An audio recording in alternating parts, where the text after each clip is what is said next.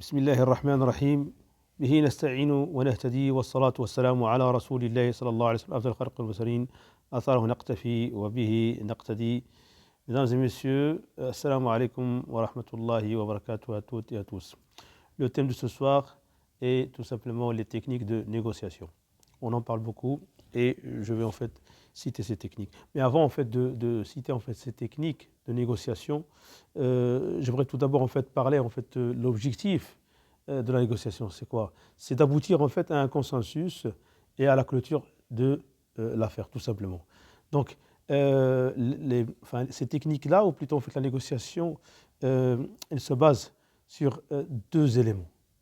Ces éléments, c'est le consensus et la clôture de l'affaire, en ce qui concerne en fait les parties qui se négocient. Alors, qui négocient en fait l'affaire. Alors, en ce qui concerne la négociation en tant qu'art, en tant que pratique, elle est faite par les professionnels et les hommes d'affaires qui négocient avec leurs employés, par exemple, les salaires et les avantages, et aussi avec les investisseurs et les fournisseurs et les acheteurs en ce qui concerne les investissements, les budgets et les prix. Donc la négociation requiert la compréhension et la connaissance de l'autre. C'est très important comme élément. Il faudrait connaître en fait la partie qui est en face.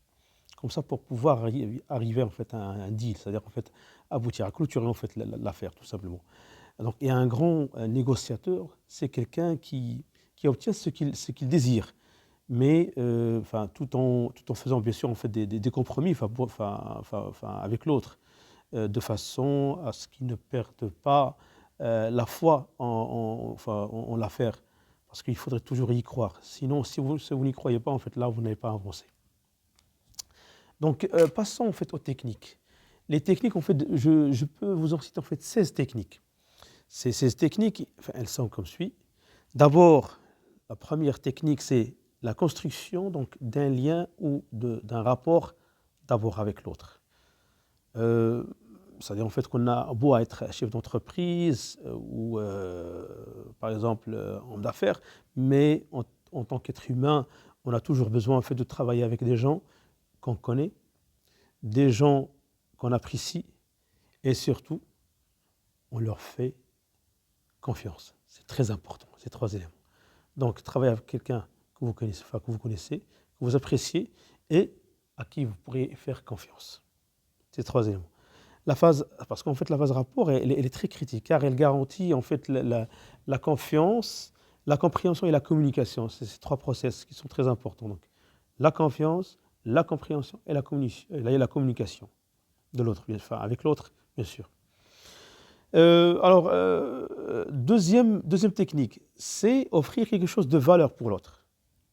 C'est-à-dire en fait, parce que chacun, en fin de compte, il doit sentir qu'il a réalisé quelque chose, qu'il a gagné quelque chose. Comme par exemple un salarié, toujours il aspire en fait à avoir un bon salaire avec des avantages. Mais en contrepartie, pour que son employé en fait cède et puis en fait qu'il lui accorde en fait cet avantage, il devrait bien sûr en contrepartie donc faire sa mission et fixer en fait certains objectifs à réaliser. Donc là en fait, donnant, win-win. Troisième technique, il faudrait en fait mettre l'accent sur l'obtention d'un accord win-win, comme je viens de le dire, donc gagnant-gagnant. Parce qu'en fait, il y a trois résultats ou trois conséquences en fait d'un deal ou d'une affaire. Soit win-win, gagnant-gagnant, soit win-lose, c'est-à-dire en fait gagnant-perdant, soit lose-lose, donc perdant-perdant. Et donc là, il faudrait se focaliser, se concentrer sur une affaire, enfin plutôt un deal ou une affaire win-win, c'est-à-dire en fait toutes les parties doivent être gagnantes au niveau de l'affaire. Mais pour aboutir donc à un tel deal, il faudrait de votre part que vous décidiez en fait des stratégies win-win faisables, c'est-à-dire réalisables, pour vous bien sûr. Et en même temps faire un brainstorming ou penser de manière réfléchie, c'est-à-dire en fait de manière active sur la stratégie win-win potentielle de l'autre partie. Vous voyez ? Quatrième technique, c'est faire la négociation autour en fait, du centre d'intérêt de l'autre. C'est-à-dire en fait mettre en évidence le bénéfice qu'il peut tirer si il vous accorde, s'il vous donne en fait ce que vous demandez. Donc si vous faites ce lien, donc, en fait, c'est-à-dire en fait le lien de causalité entre bénéfice, c'est-à-dire bénéfice mutuel, c'est-à-dire en fait si il vous accorde, il vous donne ce que vous désirez, ce que vous voulez en fait comme accord, comme par exemple comme moyen, ce que vous cherchez par exemple à avoir, soit un prix, soit un salaire, tout dépend en fait de la position que vous occupez, soit en tant qu'acheteur, soit en tant que salarié, donc, enfin, parce que les parties elles sont différentes, les contextes sont différents. Mais ce que vous voulez en fait obtenir comme chose, si par exemple vous arrivez à convaincre que l'autre, s'il vous accorde cette chose, lui aussi en fait il va en tirer en fait un bénéfice. Là, croyez-moi en fait qu'il va adhérer à votre système en fait de négociation. Donc, si vous comprenez ça, donc vous avez déjà en fait compris un grand truc en fait au niveau de la négociation. Donc, c'est très important. C'est ce qu'on appelle en fait le pragmatisme. Cinquième technique, ne pas perdre les choses, ne pas prendre les choses de façon personnelle. C'est-à-dire, par exemple, vous, en tant que salarié, par exemple, vous négociez avec le patron un certain salaire. Le patron, par exemple, il essaie en fait de baisser le salaire et puis vous le prenez en fait de manière personnelle. Donc, vous n'avez pas avancé.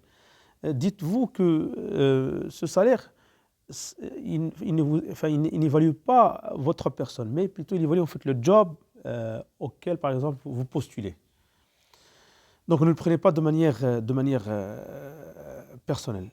Par exemple, vous, en tant que fournisseur, vous proposez un service ou vous proposez, par exemple, un produit.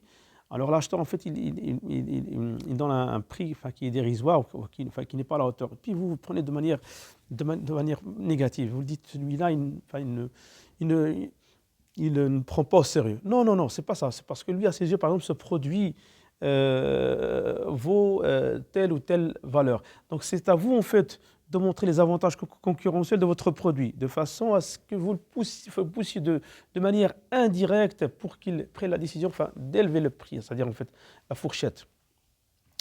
Sixième technique, déterminer ce que vous êtes capable de faire et le mettre en valeur. Septième technique, rester honnête pour maintenir la confiance et bien sûr entretenir un climat d'échange équitable.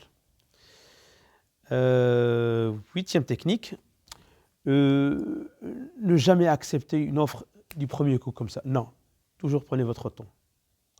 Neuvième technique, savoir écouter et se maintenir en silence. Surtout en fait après avoir pris des pauses, parce qu'en fait quand on met en place les priorités, chacun de son côté, il y a des break times, c'est-à-dire en fait des pauses. Au niveau de ces pauses, toujours ne soyez pas le premier à reprendre la parole. Laissez l'autre prendre la parole en premier lieu. Et toujours en fait exploiter ce silence, de façon à ce que vous poussez l'autre à faire des offres peut-être meilleures de ce que vous avez pour l'instant. Donc vous voyez, on dit, il y a un proverbe en arabe qui dit « Si la parole est d'argent, le silence est d'or ». Donc respectez ce proverbe. Alors en ce qui concerne la dixième technique, c'est définir le non négociable. Définir les choses à ne pas négocier. C'est-à-dire, c'est comme si vous mettez en fait ce qu'on appelle en fait des termes ou des lignes rouges. Je ne sais pas comment on appelle ça, mais bon, les choses à ne pas négocier. Des limites. Onzième technique, être à l'aise à dire non. Tout simplement parce que le non procure un certain pouvoir grâce à votre non, par exemple, je ne dirais pas votre nom, mais bon, non, N-O-N, à votre refus en fait, vous allez gagner en argent et en temps. Aussi, vous pourrez bloquer l'autre à avancer au niveau de sa démarche. Et quand je dis dites non, c'est pas le dire de manière parfois, parce que ça dépend des cultures. Au niveau des cultures orientales, il y a des façons et des façons pour dire non. Soit soit en fait on essaie en fait de dériver, soit on se tait, soit en fait on change de sujet. Mais par exemple, au niveau de la culture occidentale, le non, il se manifeste direct, hop, d'un coup sec. Donc là, il y a la sphère culturelle à prendre en compte aussi. Alors, 12e technique, c'est être flexible. Quand je dis être flexible, c'est-à-dire en fait ne pas être figé, fixe au niveau de ses idées. Non, non, non, non. Il faudrait en fait être flexible pour pouvoir explorer en fait d'autres possibilités avec l'autre, même si vous n'êtes pas intéressé par ce qu'il dit, ou par exemple en fait, aux aboutissements de ce qu'il est en train de proposer. Mais allez avec lui jusqu'au bout. Ça vous aidera en fait à le comprendre.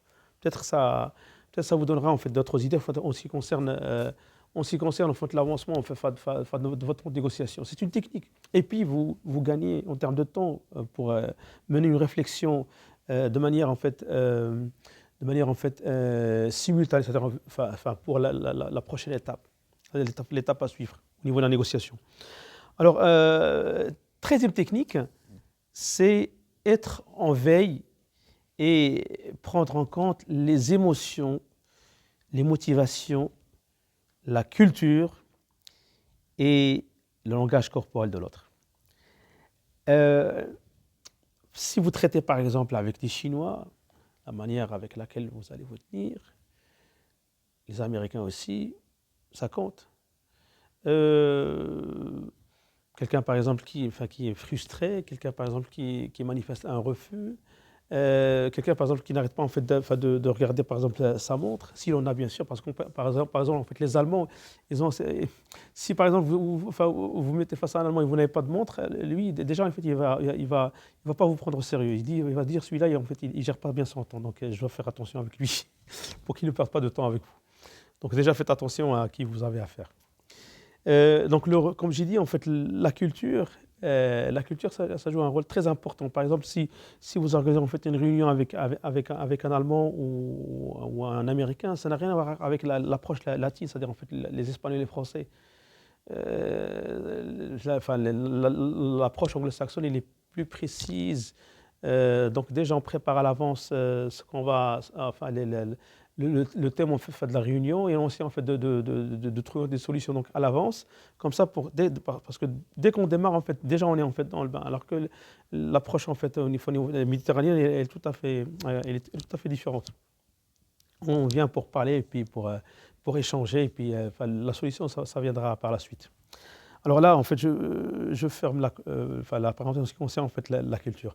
Les motivations aussi, que ce soit positives ou ablatives. Et le langage corporel, comme je l'ai dit en fait, de l'autre, ça aide à comprendre l'autre. Ça aide beaucoup. Alors, 14e technique, c'est comprendre les perspectives et les objectifs en fait de l'autre. Les choses auxquelles en fait il aspire, parce que ça vous aidera en fait à réfléchir sur des solutions susceptibles de l'intéresser, de croiser en fait les intérêts, ses intérêts à lui-même. Donc, et puis quand il y a en fait des intérêts en commun, donc c'est facile en fait qu'on clôture en fait l'affaire et qu'on arrive à un deal, ou un accord, le consensus dont je vous ai parlé en fait au début de la séance.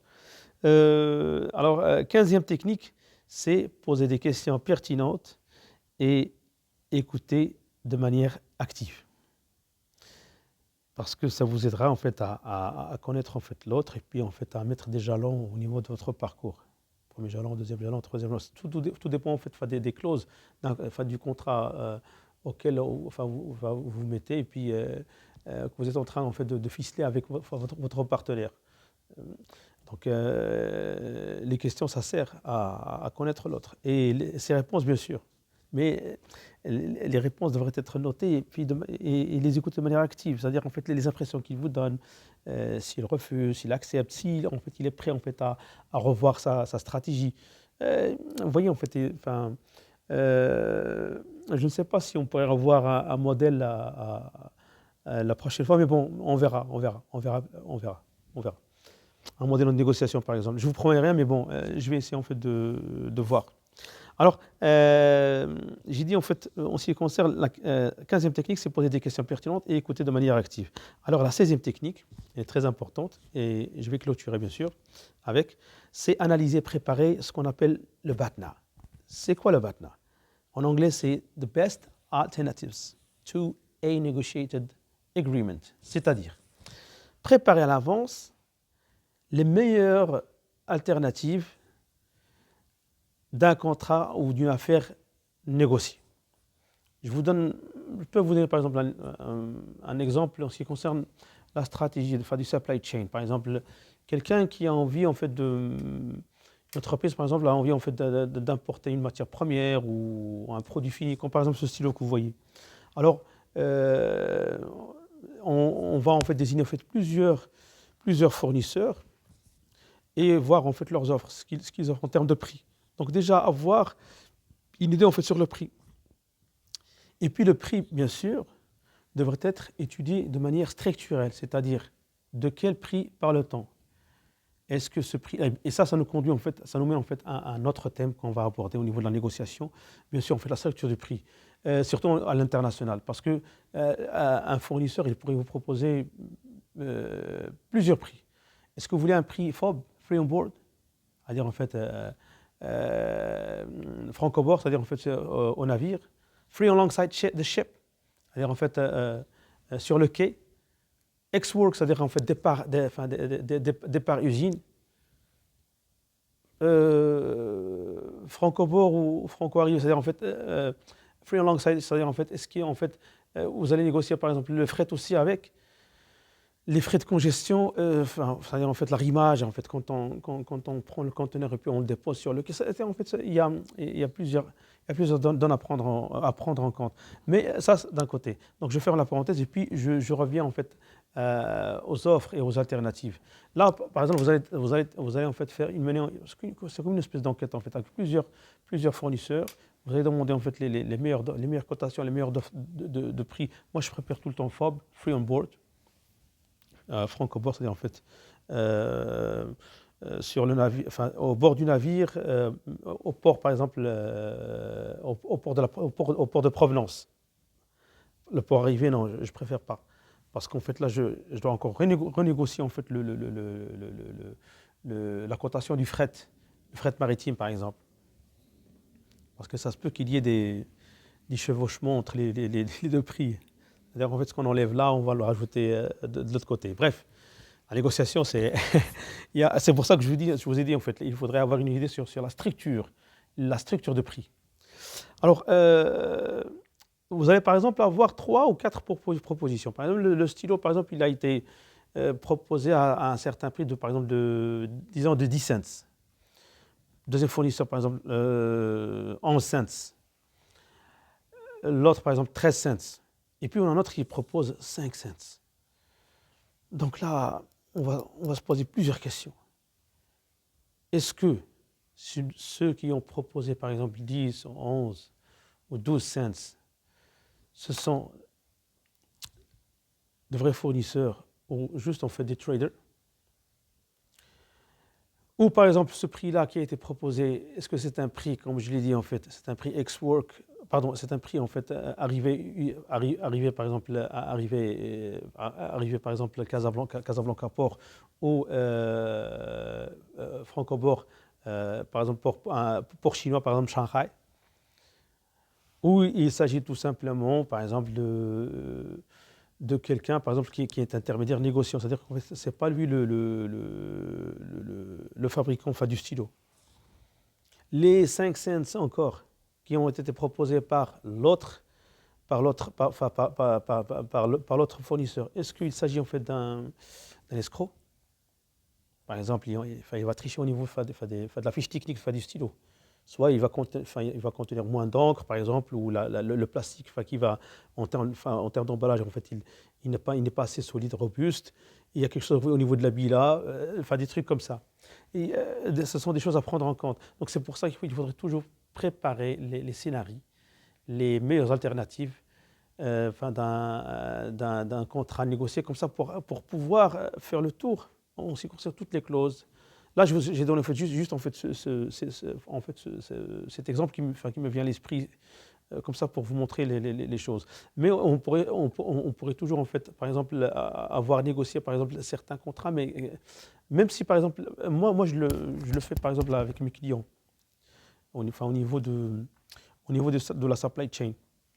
Je ne suis pas intéressé, je n'ai pas envie de traiter avec telle ou telle usine, mais quand même, je m'adresse à cette usine, par exemple, je prends la cotation, les conditions, tout ça, et puis j'ai carrément un dossier et je l'archive. Première usine, deuxième usine, troisième usine, et parfois je traite même avec des négociants, et je sais très bien que ce sont des négociants. Mais ça se peut que ces négociants, par exemple, ils proposent des prix meilleurs en comparaison avec les fabricants. Ça se peut, par exemple, que lui, il joue sur la subvention de 5% qui est accordée par le gouvernement chinois, par exemple. C'est pour ça il faudrait toujours avoir une idée sur la structure de coût et la structure de prix. Le plus de dossiers que vous avez traités, que vous avez négociés, ça vous donne les meilleures alternatives. Moi, c'est comme ça que je conçois la chose. Et puis, je suis prêt. Et parfois, parce qu'au niveau de la négociation, moi, j'ai déjà traité avec pas mal de nationalités, en fait, soit des Chinois, soit des Américains, soit des Français, des Espagnols, des Polonais même. Les Arabes aussi, ils sont, subhanallah, c'est à Dieu seul la gloire. Les gens, ils sont différents.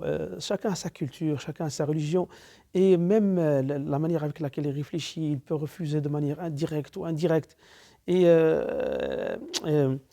en fait, moi, par exemple, je prends l'exemple des Chinois, par exemple, un fournisseur chinois. Moi, si par exemple, je ne propose jamais en fait my target price, c'est-à-dire en fait mon prix, le prix que je cible, parce que je connais très bien la fourchette des prix.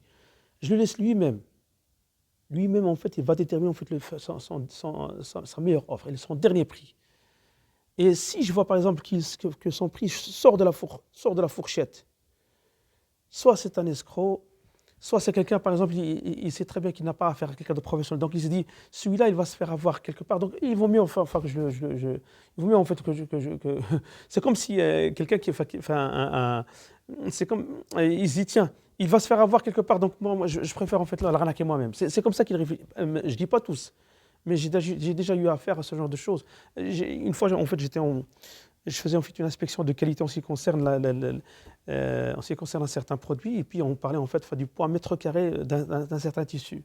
Et moi, bon, je parle un petit peu chinois et je comprends la langue chinoise. Mais je dis que, enfin au début, maintenant ils me connaissent.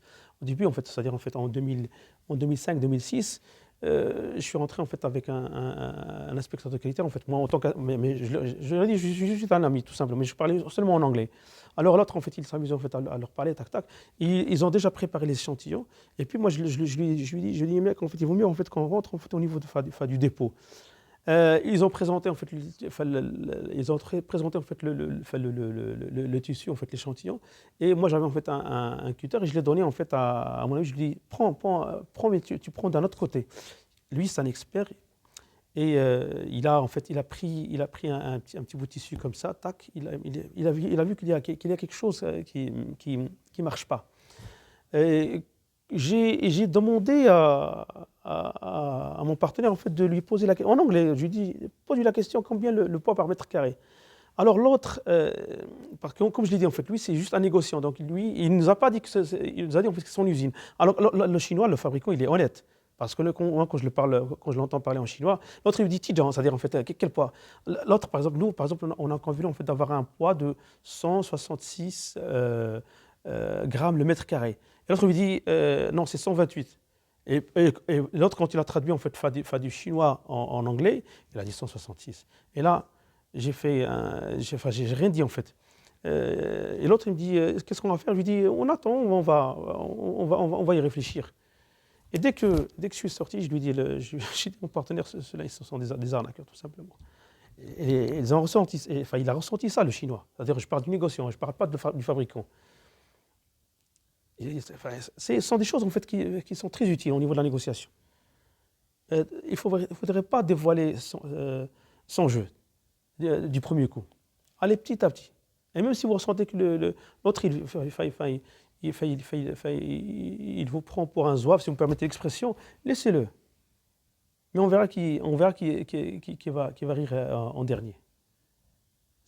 Mais de manière bien sûr élégante et respectueuse. Même si vous sentez que l'autre... Moi, ça m'est arrivé pas mal d'exemples, mais j'ai honte en fait d'en parler parce que bon, c'est un peu marrant, mais bon enfin, je préfère ne pas sortir en fait, de notre contexte. Alors, je voulais parler enfin, de l'aspect culturel pour lui accorder beaucoup d'importance. Respecter l'autre, comprenez sa culture. Il ne faudrait pas juger les autres, mais il faudrait faire avec tout simplement. Je suis différent, lui il est différent, mais le plus important c'est d'arriver à un consensus et clôturer l'affaire. Basta. Bon, ma session arrive à fin. Je vous remercie pour votre attention et je vous souhaite une excellente soirée, enfin ce qu'il en reste. Et je termine comme d'habitude avec les 2 versets coraniques. ألا بذكر الله تطمئن القلوب وقل اعملوا فسيرى الله عملكم ورسوله والمؤمنون وستردون إلى عالم الغيب والشهادة فينبئكم بما كنتم تعملون. Merci, au revoir à la prochaine Inch'Allah. Salam alaikum wa rahmatullah.